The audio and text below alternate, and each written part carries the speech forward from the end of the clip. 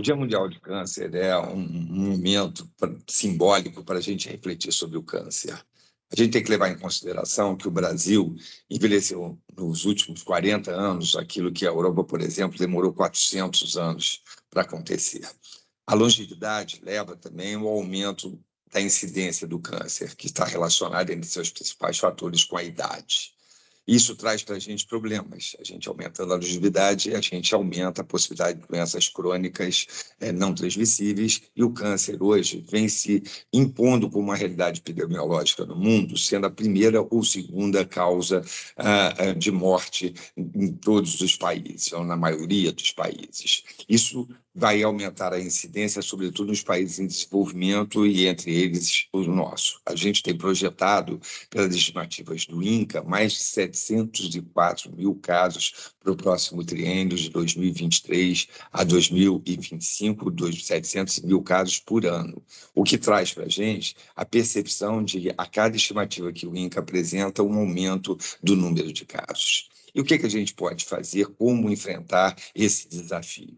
O primeiro deles é compreender que o câncer é uma doença que ela tem um tempo evolutivo. Ela não é uma doença aguda que de um dia para outro ele apareça, embora às vezes as pessoas possam ter essa impressão. Então a gente tem um tempo de intervenção. Ela normalmente, a gente pode combatê-la através da prevenção, quer dizer, diminuir a sua incidência. E para isso, hoje, a gente já conhece, a gente já sabe que só 10% dos cânceres são genéticos, quer dizer, as pessoas já nascem com essa predisposição, mas 90% deles ocorrem por causas externas que, incidindo sobre as pessoas, provocam mutações e isso vai levar ao câncer. Entre esses fatores, talvez o mais importante seja o tabagismo. A gente tem enfrentado ao longo dos anos com políticas antitabagistas severas. A gente, nesse momento, tem o desafio da manutenção da regulamentação atual de proibição dos dispositivos eletrônicos para fumar, porque o combate ao tabagismo levou a que a gente tivesse uma diminuição significativa de prevalência de fumantes, de 35% para em torno de 12%, e uma redução significativa de incidência e mortalidade para o câncer.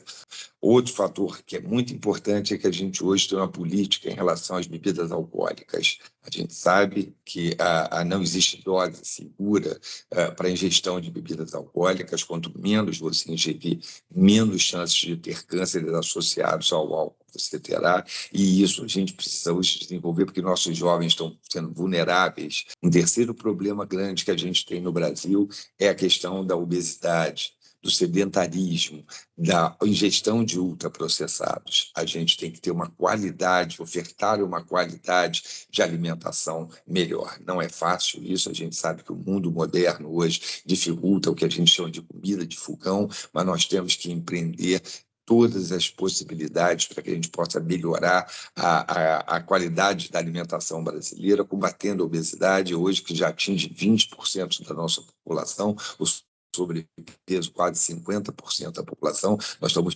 mudando o nosso perfil epidemiológico nesse sentido, e isso tem um enfrentamento muito difícil e que todos os profissionais têm que estar envolvidos em uma política de desenvolvimento do câncer que foque na prevenção é necessária nesse sentido. A gente sabe também que a vacina do HPV, finalmente nós temos uma vacina que cura o câncer.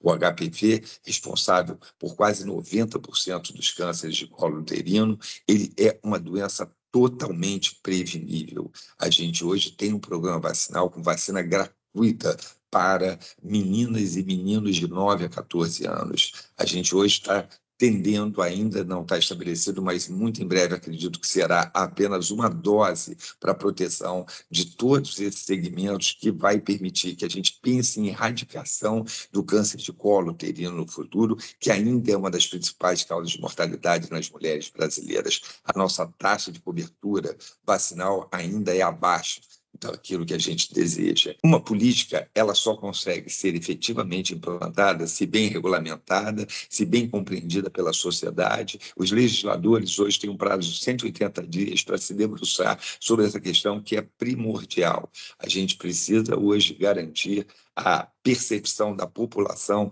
de que hoje ela é acolhida na sua doença, que hoje a gente mude o foco para que a gente não tenha tantas doenças diagnosticadas tardiamente, que quando eu falei, o tratamento é menos efetivo e muito mais dispendioso, que a gente consiga hoje diminuir os gargalos que a gente tem de regulamentação, com qualificação dessa regulamentação, para que a gente possa estar em tempo hábil, conseguir interferir naquelas doenças sem perder as janelas de oportunidade. Tudo isso traz um desafio muito grande a toda a comunidade médica, aos legisladores, à sociedade como um todo.